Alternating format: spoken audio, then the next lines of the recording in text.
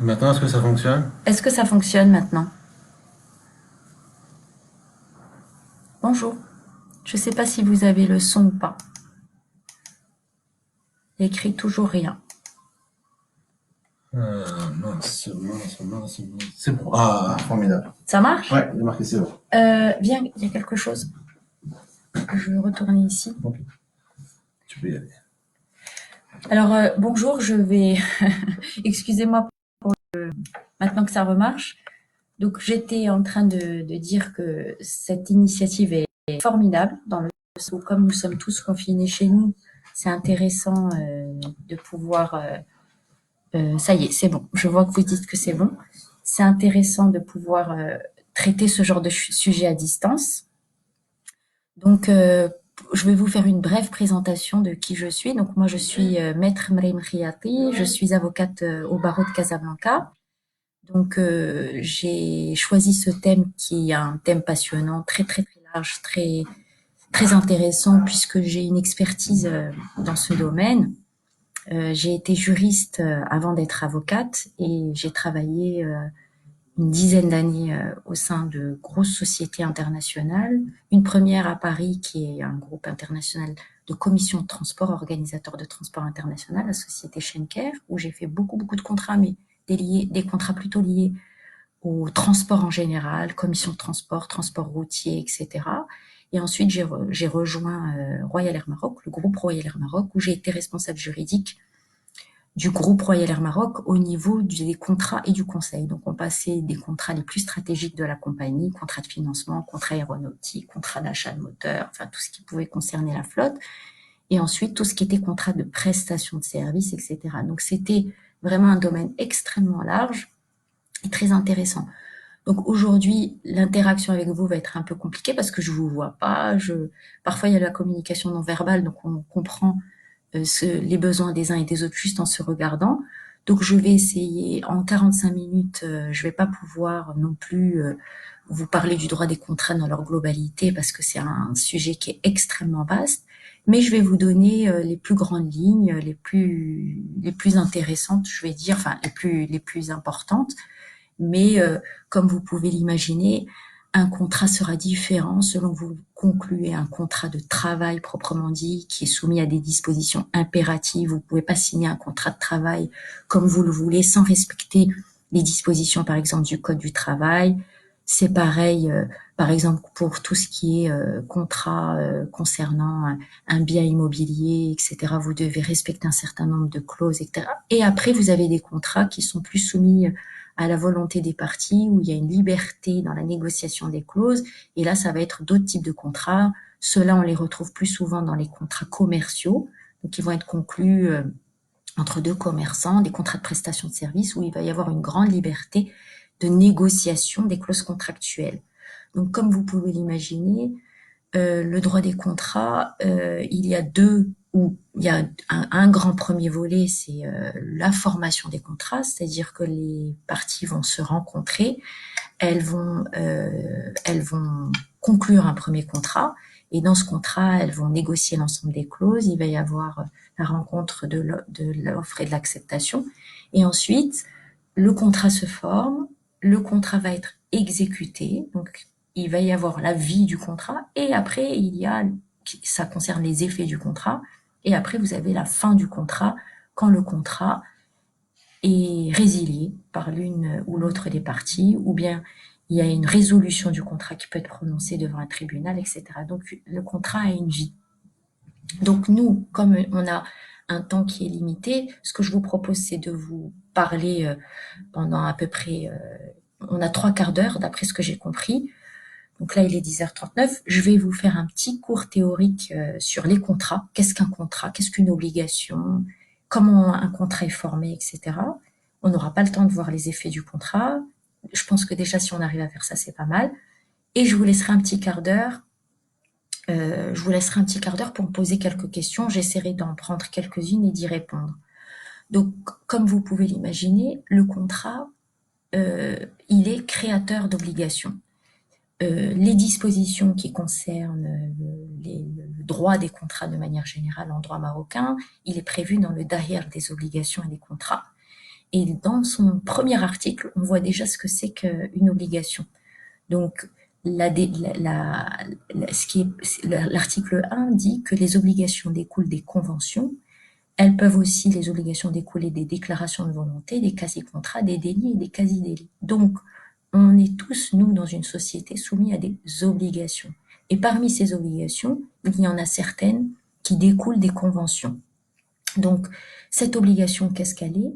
C'est un lien de droit avec une personne ou plusieurs personnes. Il va y avoir un créancier qui va exiger l'exécution d'une ou plusieurs obligations, et vous allez avoir un débiteur qui, lui, va être tenu d'exécuter une obligation, où il va avoir l'obligation de faire une chose, de donner une chose ou de ne pas faire une chose. Donc ça, c'est vraiment la base du droit des contrats. Elle découle d'une obligation. Et cette obligation-là, elle est définie par toutes les législations, que ce soit la législation marocaine ou la législation de tous les pays. Vous avez ensuite la définition d'un contrat. Bon, là, il n'y a pas une définition proprement dite, mais on dit qu'un contrat est un accord de volonté entre deux ou plusieurs personnes destiné à créer, modifier, transmettre ou éteindre des obligations. Donc, qui dit contrat dit accord de volonté. Il faut qu'il y ait au moins une ou deux personnes pour passer un accord. Donc, s'il n'y a pas d'accord de volonté, il n'y a pas de contrat.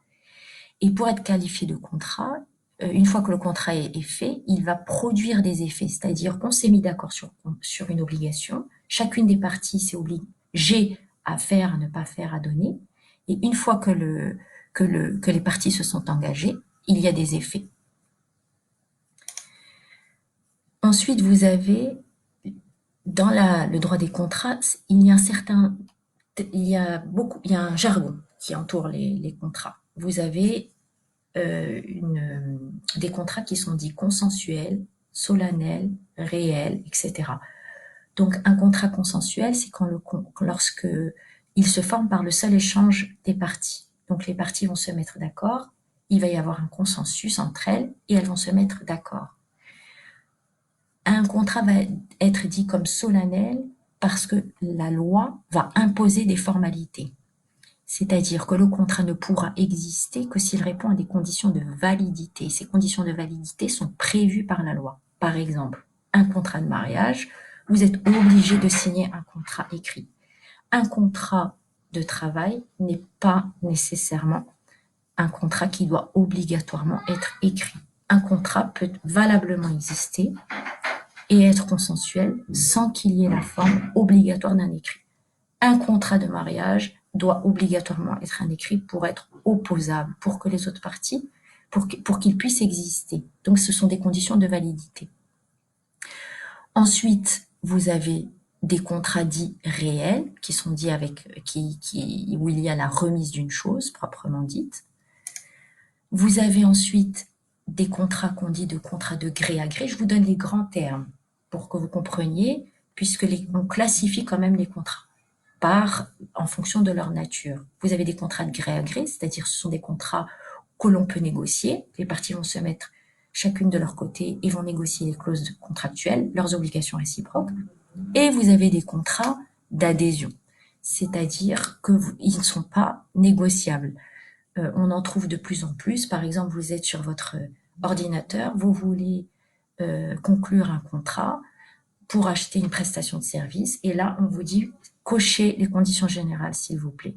Si vous ne cochez pas les conditions générales que vous n'avez pas eu le temps de lire, de négocier, vous rentrez dans un contrat d'adhésion. C'est à prendre ou à laisser. Donc là, quand on se retrouve devant ce genre de contrat, il y a des contrats d'adhésion. Il y a beaucoup de contrats dits d'adhésion où les parties n'ont pas la possibilité de négocier. Les contrats d'assurance, certains contrats bancaires, etc., vous n'avez pas nécessairement la possibilité de les négocier. Vous avez aussi bien entendu les contrats dits synallagmatiques, les contrats unilatéraux aussi. Donc, contrats synallagmatiques, ce sont des contrats lorsque les parties vont réciproquement s'obliger. Quand on fait un contrat de vente, par exemple, vous avez le vendeur qui s'oblige à livrer la chose et l'acheteur s'oblige, lui, à payer le prix.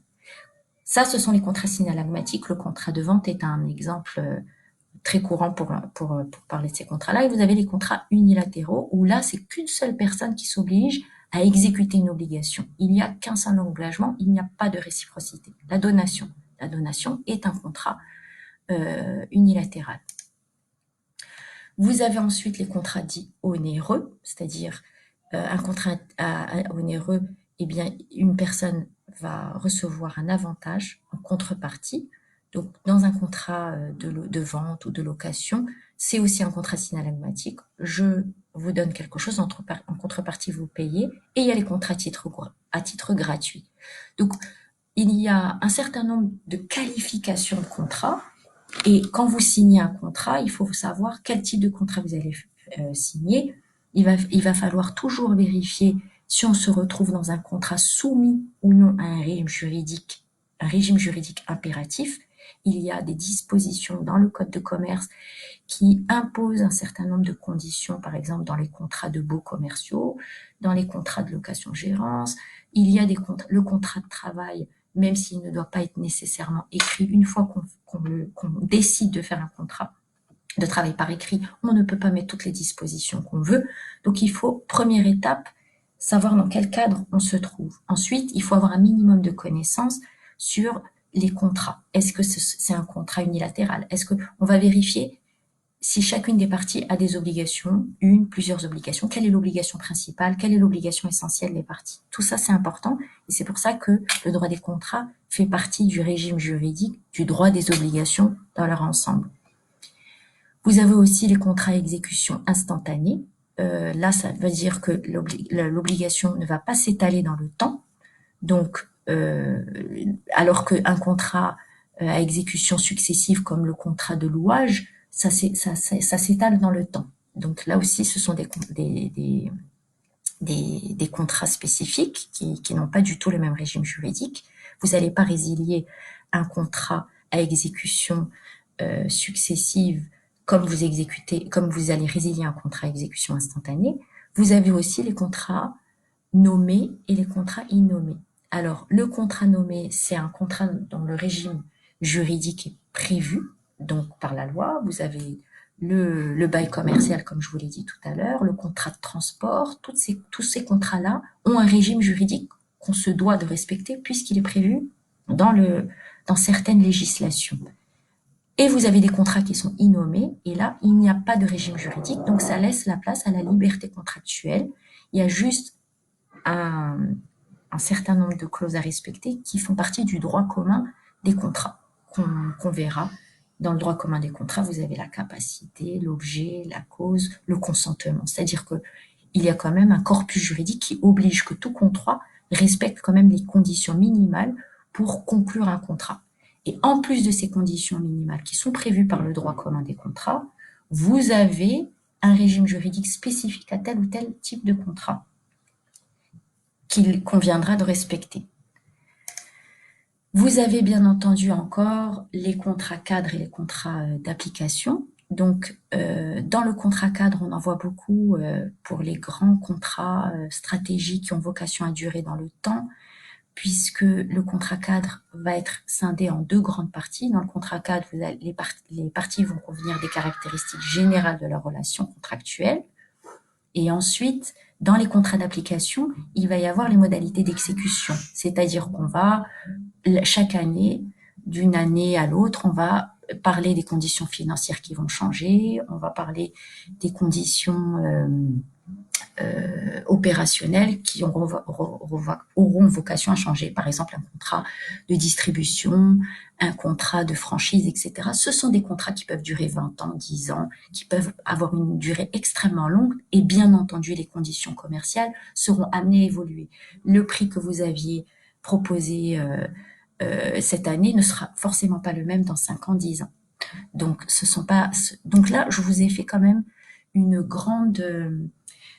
je vous ai rappelé en fait les principaux termes juridiques, les principaux types de contrats. Vous avez, pour finir, tout ce qui est contrats internes et internationaux. Les contrats internes, ce sont des contrats qui sont signés entre deux parties marocaines.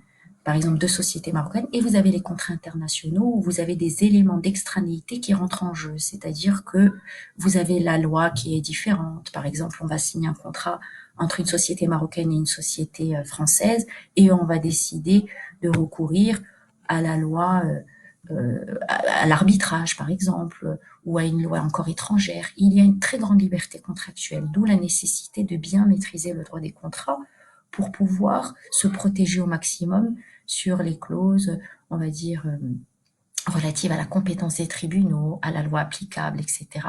Et également pour tout ce qui concerne l'arbitrage. Donc, par rapport au droit des contrats, il y a, rapidement, je vais vous rappeler les fondamentaux du droit des contrats. Au départ, le droit des contrats, il y avait la théorie de l'autonomie de la volonté. C'est-à-dire qu'au départ, les gens, cette théorie, elle a résulté de la philosophie des Lumières. Selon cette philosophie, chaque personne est libre. Donc, à partir du moment où chaque personne est libre, chaque personne doit avoir la liberté de choisir les obligations. Elle devient librement débitrice d'une obligation et elle doit respecter son engagement. Donc, une personne, au départ, c'était la théorie de l'autonomie de la volonté qui est née avec la philosophie des Lumières. Un individu ne pourrait être assujetti à des obligations qu'il n'a pas voulu et tout individu doit respecter des obligations auxquelles il a librement consenti. Donc ça, c'était le premier principe. Principe de la liberté contractuelle, principe qui a un corollaire. À partir du moment où vous vous êtes engagé à faire une obligation, que vous êtes libre de vous engager, ben vous avez un deuxième principe qui est très important dans le droit des contrats, c'est le principe de la force obligatoire du contrat. À partir du moment où vous êtes librement engagé de faire une obligation ou de tenir une obligation, vous êtes tenu de la respecter. Vous êtes tenu de respecter votre engagement. Et bien entendu, le troisième grand principe du droit des contrats, une fois qu'on a conclu le contrat, c'est l'effet relatif des contrats. Ça, c'est l'article 228 du derrière des obligations et des contrats, qui dit que les obligations n'engagent que ceux qui ont été partis à l'acte. Elles ne nuisent point aux tiers et ne leur profitent que dans les cas exprimés par la loi. Puisque le contrat repose sur la volonté des parties, il ne peut engager que les parties. On va voir qu'en fait, cette théorie de l'autonomie de la volonté qui est connue au niveau du droit des contrats et qui est née, comme je vous l'ai dit, de la philosophie des Lumières, il y a eu un affaiblissement de cette théorie. Aujourd'hui, on part du principe qu'il y a eu un certain nombre de critiques sur l'idée que la théorie de l'autonomie de la volonté était vraiment protectrice de ceux qui signent des contrats. Ça a émergé, cette idée, surtout avec l'idée du contrat de travail, parce que si on laisse une liberté totale de l'autonomie de la volonté des gens, enfin une liberté totale pour conclure un contrat, ça peut aussi ça peut être aussi dangereux, parce que on pense par exemple au contrat de travail. On voit dans un contrat de travail que les parties ne sont pas forcément égales. Donc, il va y avoir une volonté aussi de protéger la partie faible dans un contrat, d'où l'émergence du droit de la consommation. On va essayer de protéger le consommateur. On va réglementer certains contrats pour pas qu'il y ait d'abus dans la négociation des contrats. Certes, l'autonomie de la volonté est un beau principe, mais ce beau principe s'est avéré insuffisant pour protéger les parties faibles dans la négociation de certains contrats. Donc, ce qui s'est passé, c'est que les parties, on a commencé à réglementer de plus en plus les contrats en prévoyant des clauses protectrices. Il y a eu, comme je vous l'ai dit, le droit de la consommation. Il va y avoir aussi un certain nombre de cas où on va avoir l'obligation de contracter. Ce n'est plus une simple liberté. Par exemple, aujourd'hui, vous avez des contrats qui vous sont imposés. Vous n'êtes pas dans une totale liberté de signer tous les contrats que vous voulez. L'obligation de contracter, par exemple, en matière d'assurance. Il y a de plus en plus de cas où on va nous obliger de contracter ou d'insérer certaines clauses. Par exemple, si vous prenez un contrat de crédit, vous n'avez pas une liberté totale de choisir les clauses. Il y a certaines clauses dans les contrats de prêt qui sont imposées. On peut aussi nous obliger à choisir notre partenaire. dans un contrat d'achat en indivision, l'achat en indivision, vous ne choisissez pas vos co-contractants. La loi est venue protéger la partie faible. Il y a la loi, par exemple, sur les clauses abusives. La loi interdit l'insertion de certaines clauses dans certains contrats. Toutes ces mesures-là sont venues encadrer du mieux possible le droit des contrats pour qu'il n'y ait pas d'abus. Par exemple, c'est la loi la plus intéressante là-dessus, ça va être la loi 3108 qui édicte des mesures de protection du consommateur. Donc là, dans la loi du 3108 18 février 2011, l'article 1 de cette loi précise que la présente loi a pour objet d'assurer l'information appropriée et claire du consommateur. Il faut d'abord savoir que cette loi ne s'applique pas dans tous les cas de figure. Elle s'applique lorsque une partie a la qualité de consommateur et l'autre a la qualité, on va dire, de professionnel. Le professionnel est censé mieux connaître son produit, mieux connaître ses droits. Le consommateur ne connaît pas aussi bien le produit, ni le contrat, ni rien. Donc le législateur est venu protéger le consommateur. Et donc cette loi est intéressante puisque quand vous lisez le nombre des clauses abusives qui sont citées dans cette loi 3108, on peut appliquer, entre guillemets, les mêmes principes quand on revoit un contrat commercial. Dans un contrat commercial où deux professionnels sont là, donc cette loi n'a pas vocation à s'appliquer, puisqu'on parle de deux professionnels et non pas d'un consommateur et d'un professionnel, on peut reprendre un peu les mêmes principes pour considérer dans la négociation contractuelle des clauses que telle ou telle clause est considérée comme abusive. Donc, pour reprendre l'article 1 de cette loi, puisque je trouve que cette loi est intéressante, puisque vous pouvez l'appliquer aussi bien lorsque vous signez un contrat et que vous avez la qualité de consommateur que comme quand vous avez la qualité de professionnel, il faut appliquer à peu près les mêmes principes. Elle a pour objet d'assurer l'information appropriée et claire du consommateur. Il est très important, avant de signer un contrat, que vous connaissiez bien sur quoi vous vous engagez. Donc, le produit, les biens, les services que vous souhaitez utiliser ou acquérir.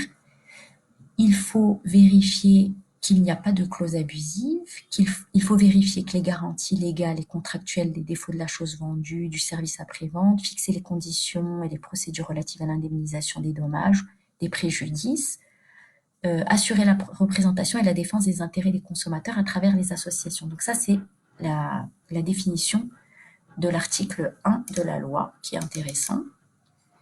Donc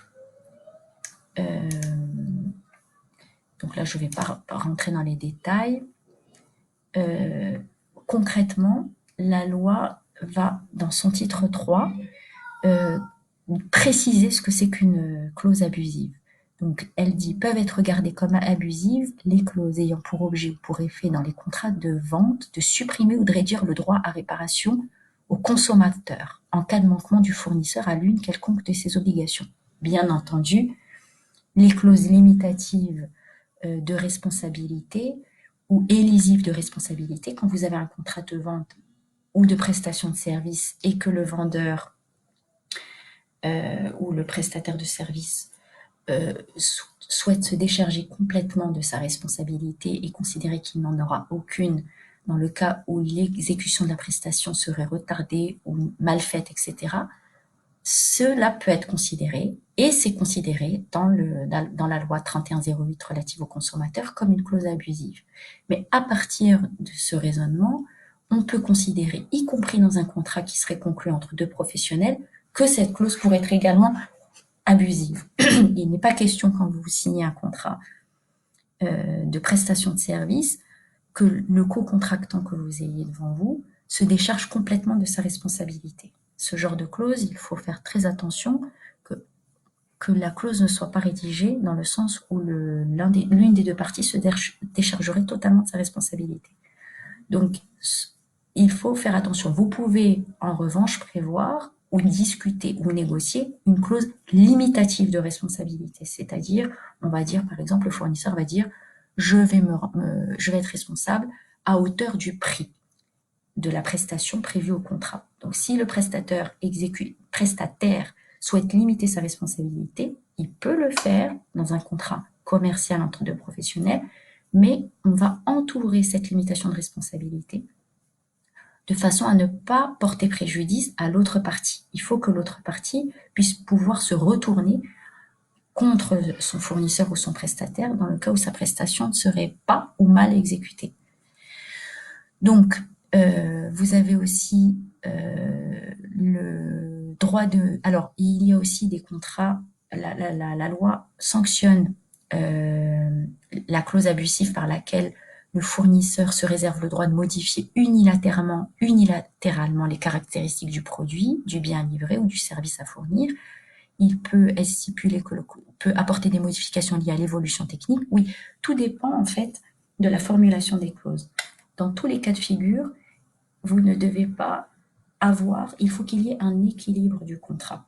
Le rôle d'un juriste et d'une personne qui souhaite relire un contrat doit toujours s'assurer que les clauses sont équilibrées. Il ne doit pas y avoir, par exemple, dans la conclusion d'un contrat, une clause limitative de responsabilité ou qui enlèverait la responsabilité ou qui remettrait une responsabilité complètement faible du prestataire. Il ne doit pas y avoir une clause de résiliation du contrat au bénéfice que d'une partie. Il faut s'assurer que le contrat est équilibré, aussi bien en termes d'obligation qu'en termes de responsabilité des deux parties. Donc, je vous invite toujours, quand vous signez un contrat, quand vous négociez un contrat, pour les contrats où il n'y a pas un régime juridique qui est imposé par la loi, de toujours vérifier, de relire le contrat et de vérifier que les obligations de chacune des parties sont équilibrées et que les clauses relatives à la responsabilité des parties et surtout du prestataire, puisque c'est lui qui a les obligations principales dans le cadre de l'exécution du contrat, soient suffisantes pour ne pas que vous ayez un préjudice une fois que le contrat sera conclu. Alors, comme je vous le disais tout à l'heure, vous avez la formation du contrat. Un contrat, il y a déjà des conditions préalables pour la formation d'un contrat. Un contrat ne peut pas être conclu sans respecter un certain nombre de conditions. Il y a, comme je vous l'ai dit tout à l'heure, des conditions de droit commun qui sont imposées à l'ensemble des contrats qui peuvent être conclus. Et ensuite, vous avez des conditions légales, obligatoires, selon la nature du contrat que vous souhaitez conclure. Donc, à chaque fois que vous voulez signer un contrat, le réflexe qu'il faut avoir, c'est de vérifier si c'est un contrat qui est soumis ou non à un régime juridique impératif, prévu par une législation spécifique. Comme je vous l'ai dit aussi également, les contrats commerciaux, dans la majorité, on va dire, de prestations, etc., ne prévoient pas nécessairement un régime juridique spécifique. Mais, même si un régime juridique spécifique n'est pas prévu, il devra en tout état de cause respecter les dispositions du droit commun pour lesquelles nous allons voir. Donc j'espère que j'ai été déjà un peu claire sur cet aspect. On a parlé du droit des obligations et des contrats. L'ensemble de ces dispositions sont majoritairement prévues dans le Dahir des obligations. Donc, premier réflexe, allez voir le Dahir des obligations. Vous verrez que dans ce Dahir, il y a un certain nombre de contrats qui y sont cités. Ensuite, vous avez l'esprit de la loi et du droit des contrats qui a évolué avec le temps, où on laissait une liberté contractuelle importante au profit des parties pour négocier les contrats. Et on partait du principe, et c'est encore vrai, qu'à partir du moment où vous avez conclu un contrat, que vous avez voulu le signer, vous vous êtes engagé, donc vous êtes tenu à respecter les obligations pour lesquelles vous vous êtes engagé, vous les avez signées. Une fois que c'est signé, vous ne pouvez plus, entre guillemets, revenir en arrière. Donc, il faut bien entendu prévoir dans le contrat les possibilités pour vous de résilier le contrat, pour vous permettre d'avoir une liberté, et les conditions de résiliation devront être prévues. Plus les conditions de résiliation seront précises, plus vous serez protégé. Il faudra vérifier que le contrat est équilibré à partir du moment où il y a deux parties, voire plus de parties, mais en général, un contrat est signé par deux parties. Parfois, on en met trois, comme dans un contrat de prêt, vous avez par exemple la caution. en général il n'y a que deux parties, il faut que le prestataire continue d'avoir une responsabilité importante dans l'ensemble des obligations qu'il s'engage à effectuer, sinon le contrat est complètement dénaturé. On s'engage avec un prestataire pour que justement, dans le cas où il n'exécute pas ou mal l'exécution, il faut entourer l'inexécution par une responsabilité. Donc les clauses qui limitent complètement la responsabilité ou qui l'enlèvent sont des clauses qu'il faut vérifier et renégocier. Donc, comment se passent en général les négociations? En général, quand vous souhaitez conclure un contrat, vous pouvez le voir, il y a des négociations qu'on appelle pré-contractuelles. C'est-à-dire que les gros contrats ne se signent pas en général en intrigué. Certains contrats, comme les contrats de distribution, les contrats de franchise, les contrats stratégiques, vont prendre un certain temps. Les parties, les contrats, les bails en l'état futur d'achat, les baux, excusez-moi, les baux commerciaux, etc. Tout ça, ce sont des contrats stratégiques, ce sont des contrats à exécution successive qui ont vocation à durer dans le temps, qui sont complexes. Donc, un certain nombre de clauses vont être discutées, il va y avoir un certain nombre d'annexes, etc. Donc, pour ces contrats, comme ils ne sont pas conclus en un trait de temps, il arrive que les parties soient formalisées. Elles vont protéger les étapes de la discussion dans le but de conclure ce qu'elles sont en train de discuter. Donc, il y a deux hypothèses. Soit les parties souhaitent négocier et ne rien formaliser, donc il va y avoir des discussions informelles qui vont se réaliser en dehors de tout cadre contractuel, donc là on va parler uniquement de pourparlers, soit, donc on discute, il n'y a pas de cadre contractuel, soit les parties au contraire souhaitent encadrer leur discussion pour envisager la conclusion du futur contrat. Et dans ce cas, elles vont passer des contrats ou des accords immédiats par sécurité. Elles vont encadrer ces discussions pour sécuriser. En général, vous avez déjà peut-être vu dans vos activités qu'il va y avoir des avant-contrats comme les MOU, les Memorandum of Understanding, les NDA, les Non-Disclosure Agreements, les accords de confidentialité. On prend l'exemple d'un grand laboratoire. Ils ont envie de conclure avec un grand laboratoire pharmaceutique. Ils ont un nouveau procédé. Ils veulent conclure un accord de partenariat avec un autre laboratoire. Ils vont s'échanger des informations confidentielles très très importantes qui valent parfois très très cher. Donc avant de discuter de tous ces éléments-là, ils vont s'engager à signer un avant-contrat, un accord de confidentialité, et dans cet accord de confidentialité, ils vont d'ores et déjà prévoir toutes les modalités dans le cas où l'une des parties ne respecterait pas ces obligations de confidentialité, voire même des pénalités. On parle de clause pénale, même si son nom, on a l'impression que c'est du droit pénal, mais c'est son intitulé. La clause pénale va prévoir à l'avance le montant de l'indemnité au cas où l'une des parties ne respecterait pas son engagement et son obligation de confidentialité. Ces avant-contrats donc, ont vocation à sécuriser les pourparlers. Donc, de plus, dans ces avant-contrats, comme il n'y a que négociation, on ne sait pas on n'est pas certain que le futur contrat va prendre naissance. Donc, bien que cette période soit informelle, il y a tout de même certains critères à respecter. La rupture des pourparlers, par exemple, toutes ces discussions, on ne peut pas les rompre comme bon nous semble, puisqu'on pourrait considérer que la rupture est abusive. Imaginons une situation où il y a un certain nombre de personnes qui discutent autour d'une table et ils s'échangent un certain nombre d'informations, de procédés, de brevets, des choses très importantes. Et ils se sont engagés à ne pas révéler les informations dites confidentielles. Mais une fois qu'ils ont obtenu tous les éléments qu'ils souhaitaient, ils disent « Ah ben finalement, nous, on n'est plus du tout intéressés par votre contrat ». Ils ont eu le temps, pendant ces accords, pendant ces pourparlers, d'obtenir toutes les informations qu'ils souhaitaient. Et à la fin, de manière abusive, ils disent « Bon ben, finalement, c'était bien, mais on n'est pas intéressé ». Donc, les ruptures il peut y avoir l'engagement de la responsabilité de l'une ou de l'autre des parties s'il y a une rupture des pourparlers. Donc, il y a des cas effectivement où on va estimer que la rupture des pourparlers est abusive. Par exemple, quand il y a une rupture avec l'intention de nuire. On va rompre le contrat puisque en fait nos intentions réelles n'étaient pas de conclure en fait le futur contrat sur lequel on s'était engagé à négocier. Au contraire, on essayait d'obtenir un certain nombre d'informations pour pouvoir les utiliser.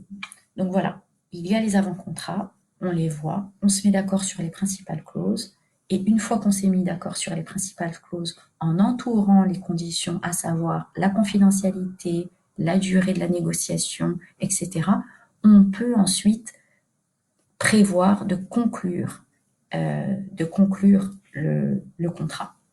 Donc vous avez bien entendu, dans la formation de contrat, le principe de base dans un contrat, c'est que vous avez l'échange de consentement. Deux personnes vont se voir. Quand vous allez dans un magasin de vêtements, par exemple, c'est un contrat instantané, ce n'est pas un contrat d'exécution successive, comme on l'a dit tout à l'heure, mais il y a quand même un échange de consentement. Je prends le vêtement, je le donne à... ça veut dire que j'accepte de le prendre et j'accepte de le payer, et le magasin, lui, accepte de le vendre. Donc c'est un contrat de vente instantané, etc.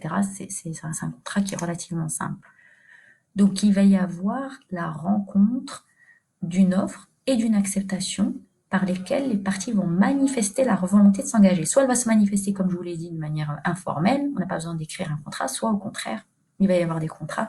Quand vous achetez un contrat, quand vous faites un contrat d'achat d'avion, les contrats font entre 100 et 150 pages, où il y a toutes les conditions qui entourent ce contrat de vente. Bien entendu, en fonction des enjeux financiers, des enjeux stratégiques, les contrats ne seront pas les mêmes et ne seront pas rédigés de la même façon.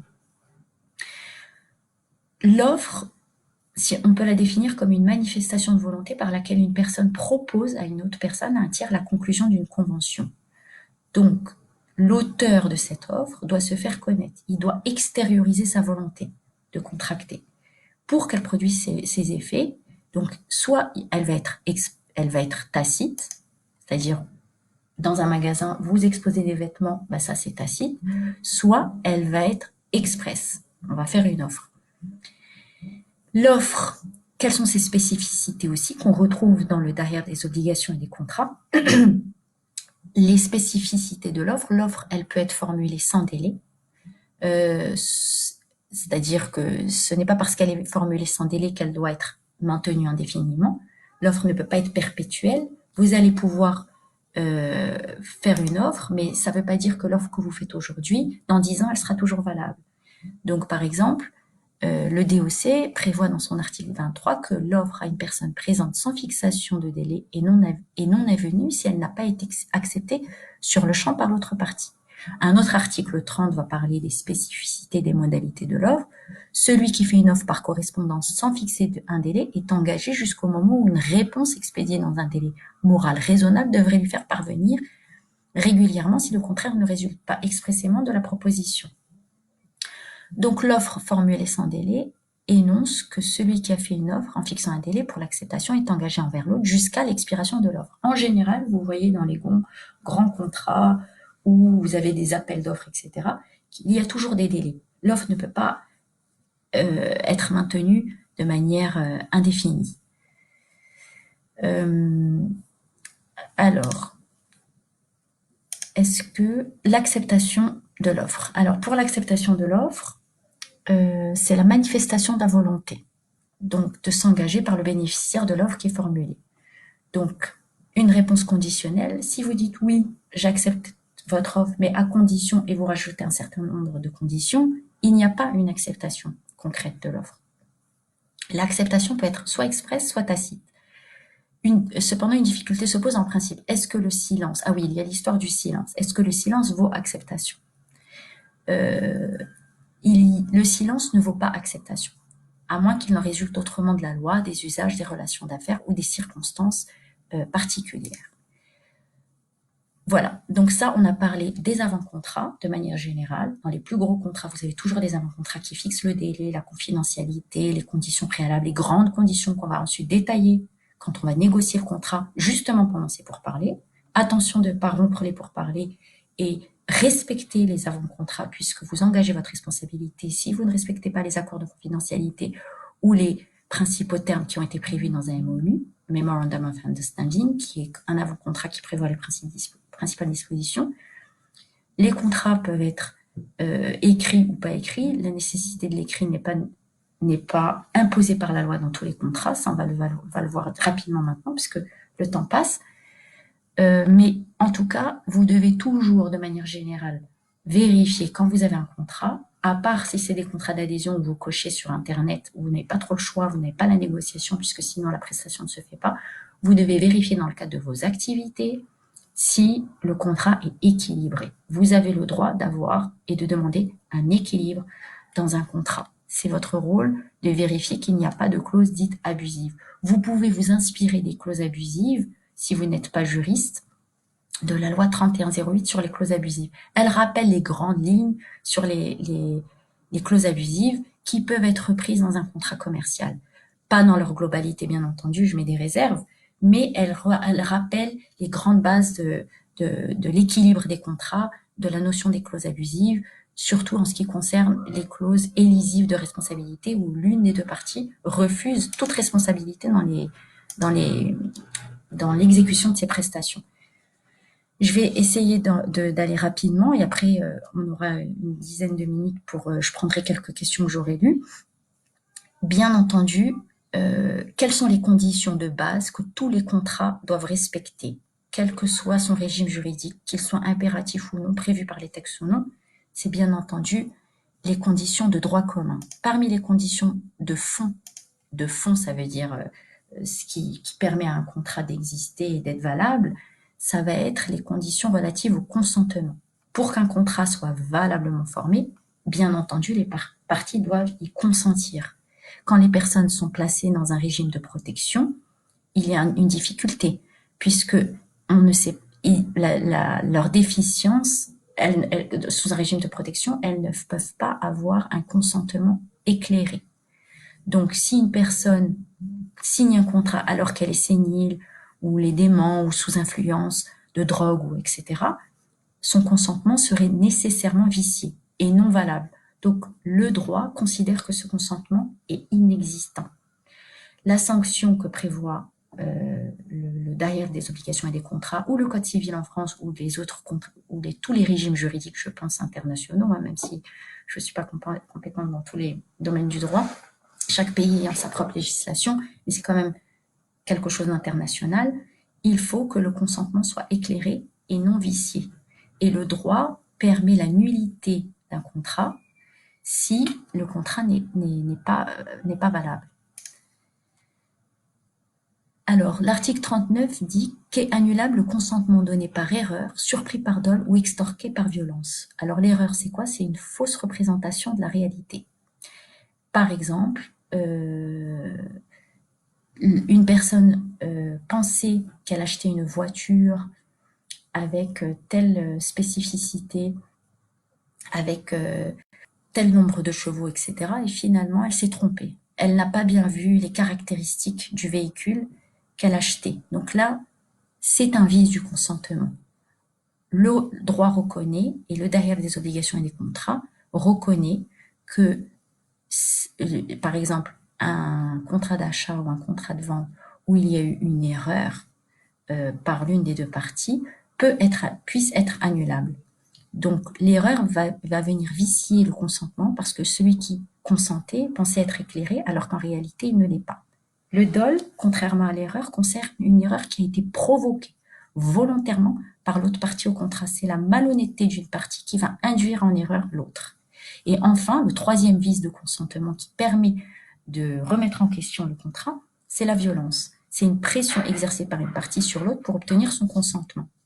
Donc la contrainte exercée n'est pas légitime. C'est celui qui donne son consentement n'a pas le choix. Par exemple, une personne qui va arriver va dire si tu ne signes pas ce contrat, je te frappe, je te fais du mal, etc.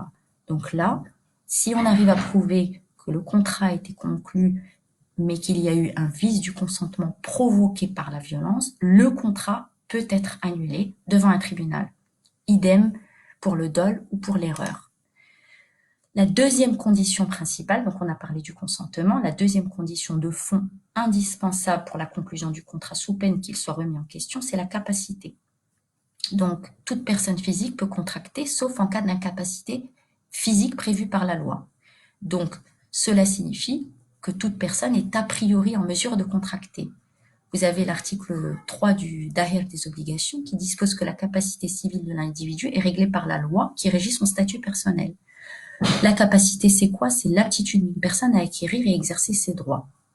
Donc, lorsqu'on est dans un contrat commercial, par exemple un enfant de 10 ans, s'il décide de signer un contrat que les parents ne le savaient pas, qu'il est sur Internet et qu'il signe, on considère qu'il n'a pas la capacité, il n'a pas la majorité, il n'est pas dans la possibilité de signer un contrat. Donc, le contrat qu'il aurait conclu pourrait être mis en question, puisque la deuxième condition, en plus du consentement, n'est pas réunie. Donc, le contrat pourrait être annulable. En matière commerciale, il n'y a pas une histoire d'incapacité, on va dire, majorité, etc. Il va y avoir surtout, il va falloir vérifier si la personne dispose bien des pouvoirs pour engager la société. Les pouvoirs, ça veut dire est-ce que c'est bien le gérant, c'est bien le représentant de la personne morale. Donc là, il faut vérifier dans le registre du commerce si la personne est bien mentionné sur le registre du commerce, est-ce que c'est bien le représentant légal? C'est à vous aussi de vérifier ça. Quand vous concluez un contrat commercial dans le cadre de votre activité, vous vérifiez qui signe. Et si cette personne n'est pas le représentant légal, à charge pour vous de demander la délégation de pouvoir. Dire, moi, je ne fais pas confiance, j'ai besoin de la délégation de pouvoir pour vérifier que le représentant légal de la société a bien donné ses pouvoirs pour que ce contrat soit signé. Et vous avez les deux autres conditions.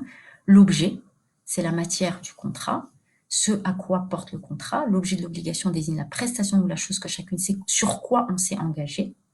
Et la cause, c'est le but immédiat qui pousse le débiteur à s'engager. Ce sont les 4 principales conditions de fond du contrat. Vous avez les conditions de fond, donc on a dit consentement, capacité, objet et cause. L'objet, c'est sur quoi on s'engage, quelle est l'obligation principale du contrat. Si ce sont des obligations qui sont contraires à l'ordre public, vous n'avez pas le droit de faire des choses qui ne sont pas autorisées par l'ordre public. Il y a des activités qui sont complètement illégales. Le contrat pourrait être mis en question devant un tribunal si on considère que l'objet du contrat n'est pas conforme à l'ordre public. Et vous avez enfin, en plus des conditions de fond, vous avez des conditions de forme.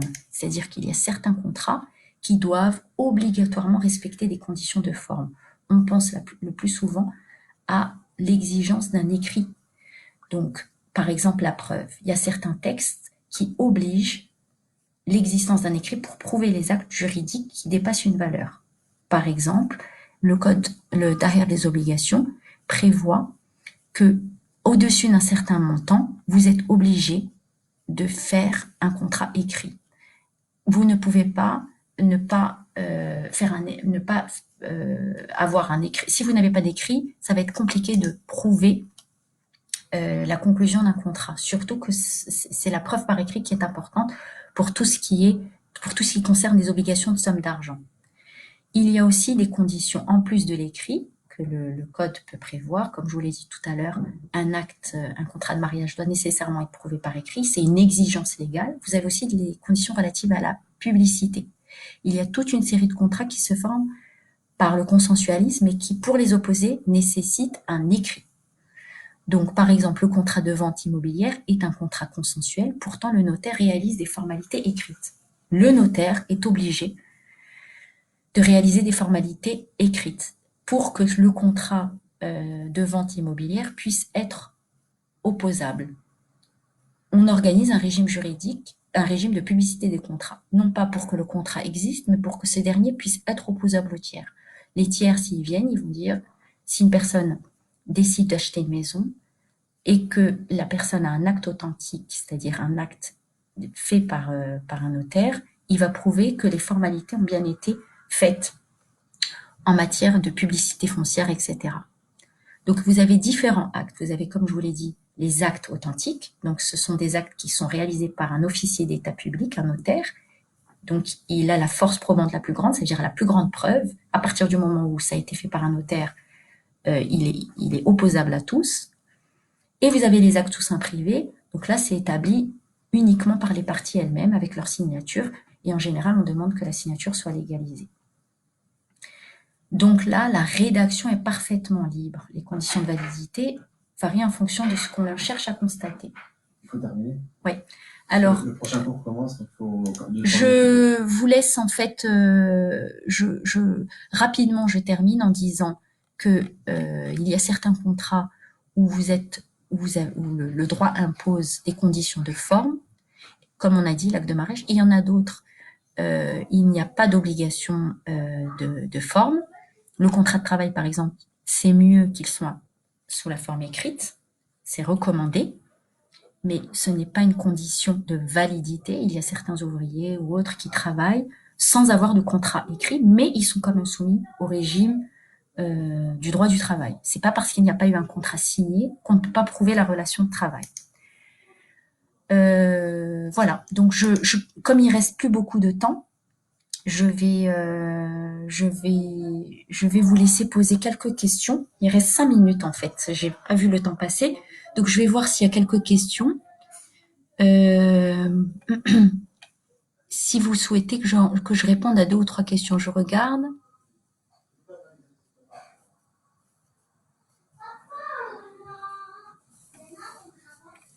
Quelles sont les questions que je trouve?